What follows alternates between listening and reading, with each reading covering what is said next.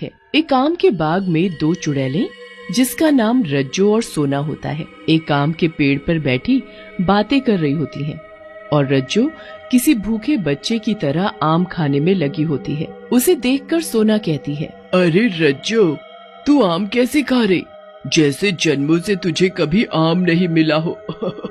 बिल्कुल नशेड़ी लग रही है तू आम खाते हुए। सोना की बात सुनकर रज्जो हंसते हुए कहती है, सोना बहन, तुम भी ना नशेड़ी।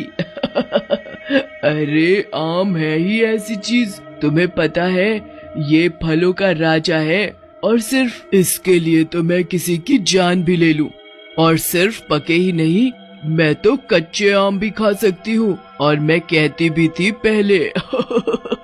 लेकिन रज्जो बहन, जरा ये तो बताओ, तुम चुड़ैल कैसे बनी? तुम तो भले घर की लगती हो। सोना की बात सुनकर रज्जो उदास हो जाती है और अपने बारे में बताने लगती है, मैं रामपुर गांव में रहती थी।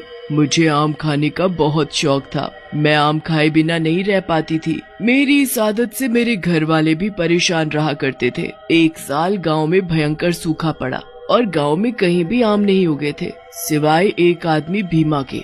एक रात मैं भीमा के बाग में आम तोड़ने गई, तभी वहाँ भीमा आ गया। रज्जो, यहाँ के कर रही है तू? जानती ना है कि ये मेरा बाग है? चल फूट यहाँ से, चल। अरे भीमा भैया, ऐसे क्यों कर रहे हो? मैं तो बस थोड़े से आम ही तो खा रही हूँ, खा लेने दो। इस बार पूरे गांव में कहीं आम नहीं है। लेकिन भीमा रज्जो की एक नहीं सुनता और उसे अपने बाग से धक्का देकर भगा देता है। रज्जो रोते हुए घर पहुँचती है।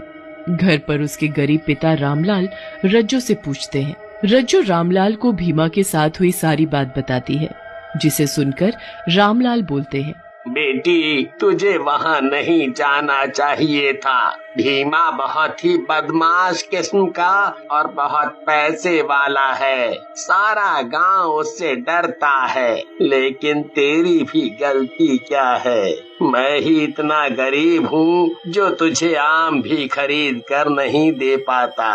रामलाल को यूं दुखी देख रज्जो रामलाल से कहती है, आप दुखी मत हो पिताजी, मैं आगे से आम के लिए उस बदमाश की बाग में नहीं जाऊंगी, आप चिंता मत करो। एक रात रज्जो को आम खाने का मन होता है, जिसकी वजह से वो सो नहीं पाती और घर के बाहर निकल जाती है। तभी उसकी सहेली रमा भी वहाँ आ जाती है। रमा रज्जो से कहती है, अरे रज्जो, कहाँ घूम रही है इतनी रात में? सब ठीक तो है? अरे क्या ठीक है रमा, मेरा आम खाने को इतना मन कर रहा है, लेकिन कहीं भी आम नहीं है। तुझे पता है आम के बिना मैं नहीं रह पाती।